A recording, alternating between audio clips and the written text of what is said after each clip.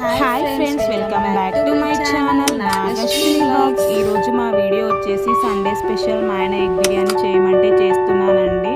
ఇప్పుడు ముందుగా ఎగ్ బిర్యానీకి స్టవ్ ఆన్ చేసి ఒక గిన్నె పెట్టుకొని అందులో ఒక 3-4 గ్లాసుల వాటర్ పోసుకున్నాను. ఆ తర్వాత ఒక టేబుల్ స్పూన్ ఉప్పు వేసుకోవాలండి. ఆ తర్వాత మసాలాలు వేసుకోవాలి. సాజీరా, ఒక 4-5 ఇలాచీలు, ఒక 4-5 లవంగాలు, ఒక 4-5 దాల్చిన చెక్క వేసుకోవాలి. ఉంటే నిమ్మకాయ కూడా పిండుకోవచ్చు. నా దగ్గర లేదు, అందుకని నిమ్మకాయ పిండట్లేదండి.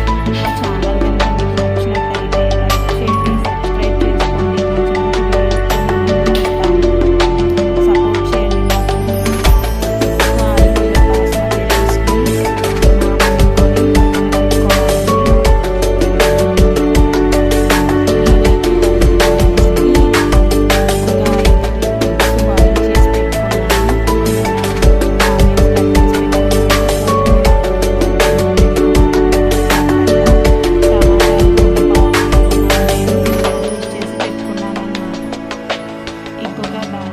పెట్టుకొని అందులో ఆయిల్ వేసుకోవాలి. ఆయిల్ హీట్ అయిన తర్వాత అందులో ఆయిల్ హీట్ అయ్యేంత వరకు ఉంచుకోవాలన్నమాట. చాలా రోజుల నుండి ఎగ్ బిర్యానీ చేసుకోవాలి అనుకుంటున్నాను, కానీ అవ్వట్లేదు. ఈలోపు ఇప్పుడు మనం పెట్టుకున్న వాటర్ మరిగిపోయినాయి అన్నమాట.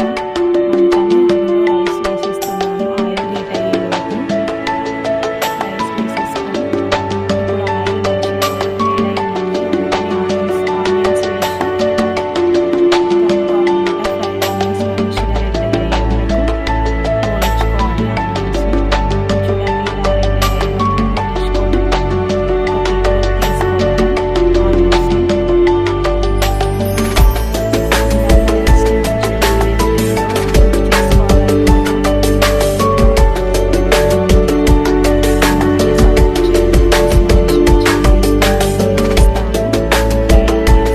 రైస్ని మంచిగా మీడియం ఫ్లేమ్లో చేసుకోవాలన్నమాట.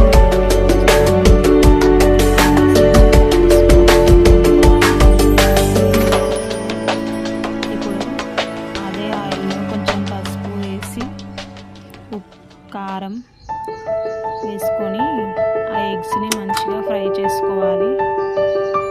మంచిగా బ్రౌన్ కలర్ వచ్చే వరకు ఎగ్స్ని ఫ్రై చేసుకోవాలన్నమాట. ఎన్నో రోజుల నుండి ఎగ్ బిర్యానీ చేయాలి అనుకుంటున్నాను, కానీ కుదరలేదు. ఇవాళ మా ఆయన సండే కదా చేయమని చెప్పి చేస్తున్నాను అన్నమాట. మంచిగా ఫ్రై అయ్యే వరకు ఎగ్స్ని ఫ్రై చేసుకోవాలి. ఇప్పుడు ఫ్రై అయిపోయి తీసి పక్కన పెట్టుకోవాలి.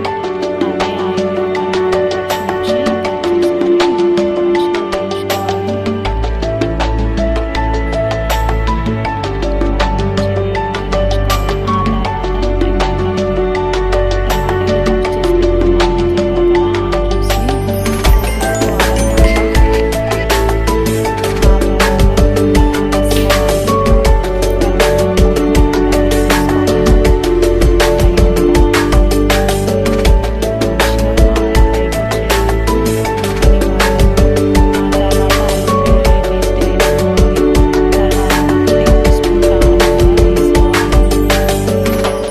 మంచిగా వేయించుకోవాలి.